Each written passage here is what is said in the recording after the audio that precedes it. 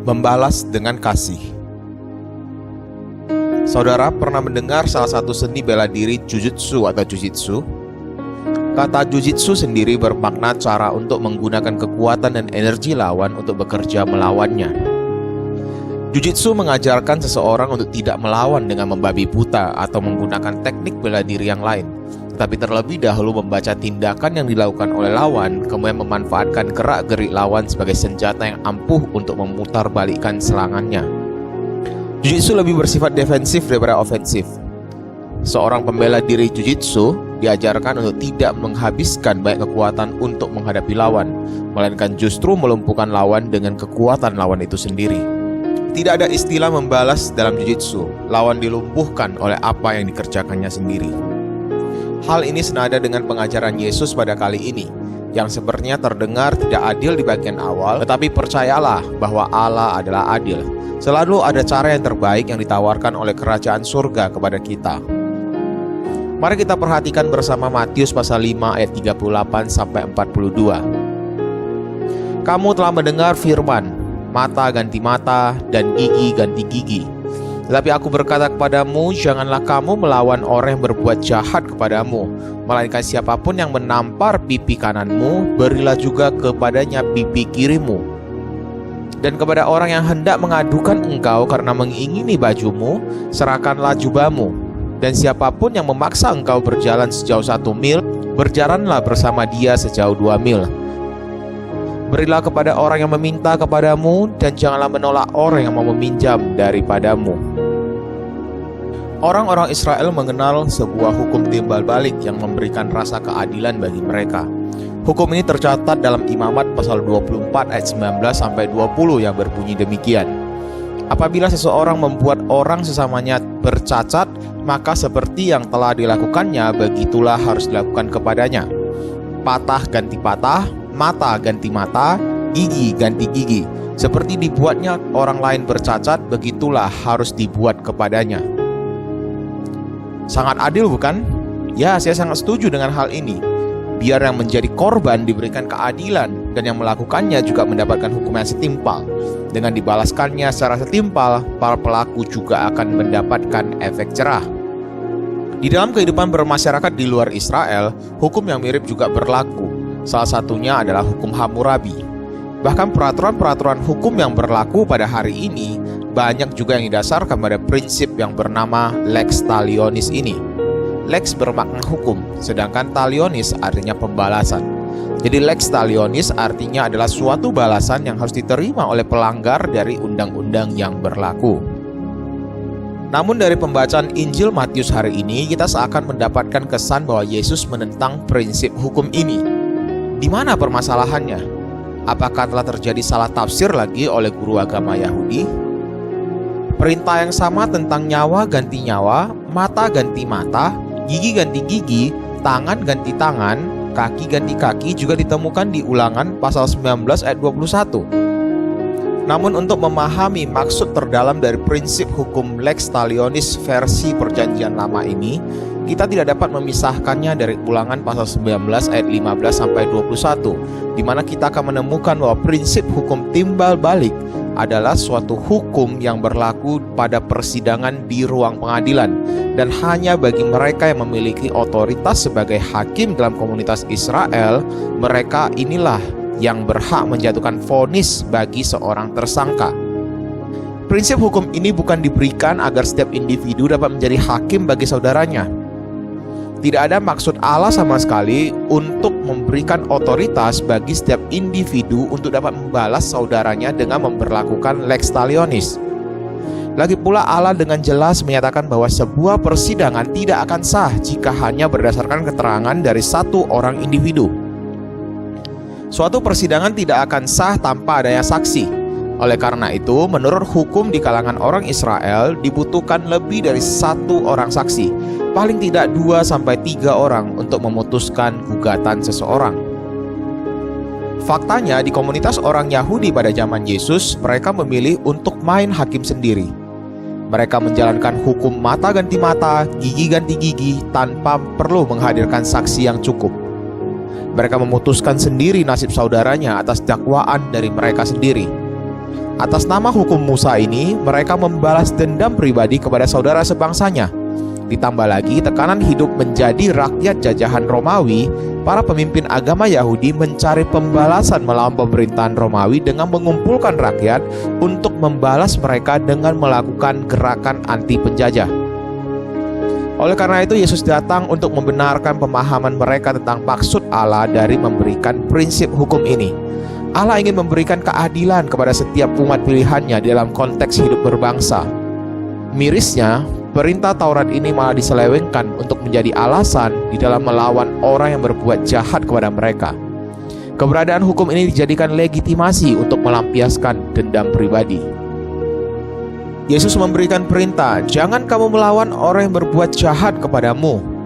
Yesus justru mengajarkan bahwa seorang murid seharusnya memberi diri untuk melayani orang yang menjahati atau menganiaya mereka.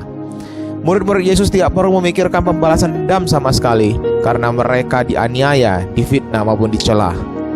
Bukankah di ucapan berbahagia, Yesus justru mengatakan berbahagialah atau diberkatilah para murid yang dianiaya oleh kebenaran. Namun bukan berarti sebagai murid-murid Yesus kita tidak dapat mengadukan peristiwa kriminal yang menimpa kita dan meminta pembelaan di ruang pengadilan yang sah di dunia ini. Rasul Paulus dalam Roma 13 mengajarkan kita bahwa pemerintah adalah lembaga yang sah yang dapat menindak para pelaku kriminalitas. Hal yang dimaksudkan Yesus di sini hendak mengingatkan kita untuk tidak main hakim sendiri. Kita menyerahkan kepada pihak yang berwenang untuk mengadili. Murid-murid Yesus tidak memiliki kewajiban maupun hak individu untuk menghakimi dengan meminta mata ganti mata maupun gigi ganti gigi. Lebih lanjut, Yesus memberikan 4 ilustrasi untuk membantu kita memahami pengajarannya. Yang pertama, jika ada yang menampar pipi kananmu, berikan juga pipi kirimu. Yesus justru tidak mengatakan tamparan pipi kanan yang diterima harus dibalaskan dengan tamparan pipi kanan kepada pihak lawan. Tetapi murid-murid justru harus merelakan pipi yang satu lagi. Kalau begitu rugi dong guru. Mungkin itulah suara hati dari para pendengar khotbah Yesus hari itu. Pada masa itu, sebuah tamparan adalah bentuk penghinaan yang merendahkan martabat seseorang. Ditambah lagi, menampar pipi kanan atau menampar dengan punggung tangan bersifat lebih merendahkan daripada menampar dengan telapak tangan atau menampar pipi kiri seseorang. Ketika seorang tuan menampar budaknya, maka ia akan menampar dengan punggung tangan atau menampar pipi kanan dari budaknya. Sedangkan untuk menampar seseorang yang sederajat, maka akan digunakan telapak tangan atau menampar pipi kiri. Namun mengapa seorang murid yang sudah direndahkan disuruh untuk ditampar lagi dengan tamparan bagi orang yang sederajat? Dengan memberikan pipi kiri, seorang murid sedang mengatakan kepada orang yang menamparnya bahwa mereka sederajat. Orang yang akan menampar itu akan berada pada suatu dilema ketika diperhadapkan pada kondisi ini. Seperti seni bela diri jujitsu tadi, seorang murid tidak perlu membalas dengan menampar balik, tetapi seorang murid mencari cara bagaimana dengan kasih menyadarkan orang yang menamparnya. Di dalam situasi ketika murid-murid Yesus menghadapi penganiayaan karena iman, dengan tidak membalas tamparan, murid-murid Yesus sedang memproklamasikan suatu realita bahwa mereka merasa aman dengan apa yang mereka imani, sehingga mereka tidak perlu membalas kejahatan dengan kejahatan. Warga kerajaan sorga menunjukkan bahwa mereka sedang berada dalam identitas kebenaran, sehingga tidak perlu meresponi penghinaan yang diterima dengan kekerasan. Ilustrasi yang kedua, Yesus meminta murid-muridnya untuk juga sekaligus memberikan jubah mereka jika ada yang mengadukan mereka karena mengingini baju mereka. Mungkin dengan bahasa zaman sekarang, jika ada orang yang menuntut kita ke pengadilan karena menginginkan t-shirt atau kemeja kita, sekalian berikan juga jas atau jaket kita. Kata baju di sini dalam bahasa asli Alkitab merujukkan kepada pakaian sehari-hari berupa jubah panjang yang dikenakan orang di bagian dalam sebelum mengenakan pakaian luar. Sedangkan kata jubah di sini merujuk kepada jubah bagian luar mirip dengan jaket atau jas atau blazer yang sering kita pakai di bagian luar pada zaman sekarang. Mengapa seseorang dituntut dengan baju atau jubah dalamnya? Karena biasanya jubah dalam ini dipakai oleh mereka yang miskin sebagai jaminan untuk meminjam uang dari si kaya. Saking berkekurangan, si miskin hanya memiliki satu set jubah dalam dan luar yang menempel pada dirinya. Tidak ada harta lain lagi yang dimilikinya. Oleh karena itu, pilihannya hanya pada jubah dalam tersebut yang dapat diambil oleh si kaya sebagai jaminan ketika meminjamkan uang kepada si miskin. Jubah luar seorang tidak boleh diambil karena selain sebagai kain terakhir yang menutup tubuh dari si miskin, terkadang jubah luar juga dipakai sebagai selimut saat malam hari. Pengadilan juga tidak boleh menjatuhkan putusan bahwa si miskin juga harus memberikan jubah luarnya untuk membayar hutang, tetapi biasanya akan diberikan secara sukarela untuk menutup hutang dari si miskin. Penekanan yang Yesus berikan pada ilustrasi ini adalah pada poin kerelaan. Kerelaan untuk menerima walaupun ada ketidakadilan yang diberikan oleh dunia bagi murid-murid Yesus. Walaupun hukum di dunia ini menunjukkan ketidakadilan, murid-murid Yesus tidak menuntut balas sama sekali. Sang hakim agung tersebut, yaitu Allah sendiri, akan membela umatnya pada hari penghakiman yang terakhir. Selanjutnya mungkin saudara pernah mendengar istilah give extra mile. Prinsip ini sekarang diterapkan di sektor pelayanan, di mana mereka yang bekerja di bidang pelayanan dituntut untuk memberikan usaha ekstra demi kepuasan pelanggan. Namun dalam konteks pengajaran Yesus ketika itu, tentara Romawi dapat saja memaksa orang Yahudi untuk melakukan apapun, termasuk mengangkat barang-barang atau beban perjalanan, seperti pada peristiwa Simon dari Kirene yang dipaksa untuk memikul salib bagi Yesus. Tidak ada orang Yahudi yang akan dengan senang hati dan muka tersenyum membantu tentara Romawi. Mereka melakukannya dengan penuh keterpaksaan. Sebagai warga kerajaan surga yang berbahagia dan diberkati oleh Allah, penderitaan yang dialami karena iman tidak akan pernah merebut sukacita yang diberikan oleh Allah sama sekali. Ketika kemerdekaan murid-murid Yesus direbut karena dipaksa untuk berjalan 1 mil, murid-murid Yesus harus siap memberikan 2 mil tanpa menuntut balasan dari orang yang menyuruhnya. Dengan rela dan sukacita mereka melakukannya bagi orang yang menuntutnya. Pada ilustrasi yang terakhir, Yesus mengingatkan para murid untuk jangan enggan memberi kepada orang miskin yang meminta ataupun meminjam uang mereka. Tradisi memberi sedekah memang telah ada dalam budaya orang Yahudi, karena hal ini juga adalah pengajaran Taurat. Namun khotbah Yesus kali ini bermakna lebih luas dan lebih dalam, bukan hanya sekedar memberi dan meminjam kepada mereka yang adalah saudara sebangsa, tetapi juga kepada orang yang berlatar belakang berbeda dengan mereka. Yang menariknya adalah ketika kita memperhatikan kata meminjam dalam teks asli bahasa Yunani yang dipakai dalam kalimat ini. Kata ini mengindikasikan bahwa proses meminjam uang ini diberikan kepada mereka yang tampaknya tidak sanggup untuk membayar sekalipun. Seorang warga kerajaan sorga menerapkan kasih dalam memberi dan meminjam, sebagaimana yang telah Yesus teladankan, yaitu dengan memberikan dirinya sebagai penebusan bagi manusia berdosa. Di dalam memberi dan meminjam, Yesus mengingatkan para murid untuk bermurah hati. Jangan dilakukan dengan penuh keterpaksaan, jangan dengan mengharapkan balasan, karena dengan cara demikian mereka tidak dapat bebas untuk hidup dengan berbahagia sebagai warga kerajaan sorga. Seperti Allah yang bermurah hati dan tidak menuntut manusia yang telah menerima belas kasihan Allah untuk dapat membalas dengan penuh, maka seorang anak Allah juga seharusnya memberi dan meminjamkan harta mereka dengan bermurah hati. Dari keempat ilustrasi yang diberikan oleh Yesus, kita dapat menemukan bahwa makna keadilan yang dimaksudkan oleh Allah lebih tinggi dari yang diterapkan oleh dunia. Para murid Yesus mempresentasikan kesediaan untuk menghambakan diri di dalam upaya mendapatkan keadilan. Mereka tidak hanya mementingkan kepentingan diri sendiri dalam mengusahakan untuk memperoleh keadilan. Andaikan mereka mendapat kesempatan untuk main hakim sendiri, mereka pun tidak melakukannya karena hal tersebut bukan merupakan nilai kerajaan sorga. Murid-murid meneladani Yesus yang ketika dicaci maki, ia tidak membalas dengan caci maki.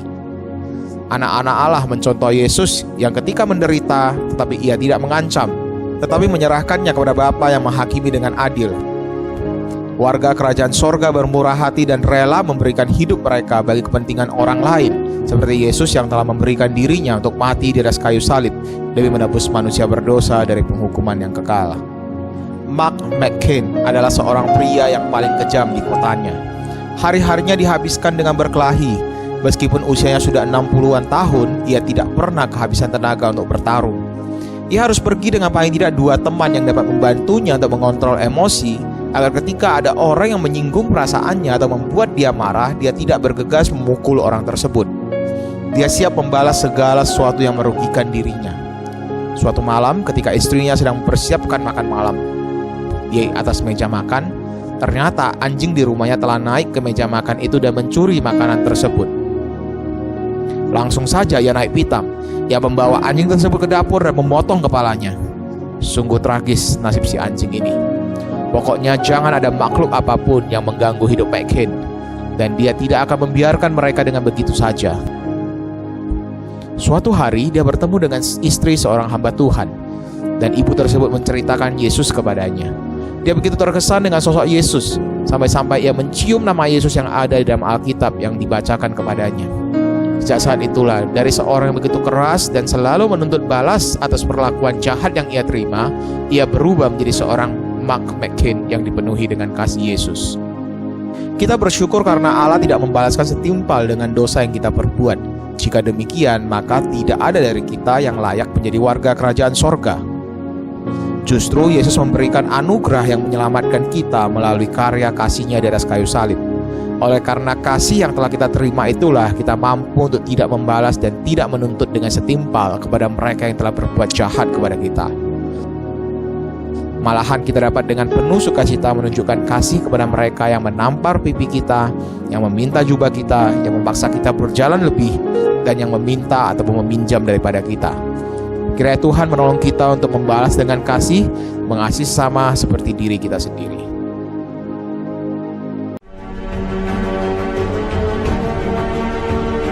Mata ganti mata, gigi ganti gigi adalah hukum rimba. Siapa yang kuat akan menang, siapa yang lemah akan dikalahkan. Namun Yesus mengajarkan hukum kasih kepada murid-muridnya. Siapa yang ada di dalam Yesus baru akan sanggup untuk tidak membalas dengan kejahatan.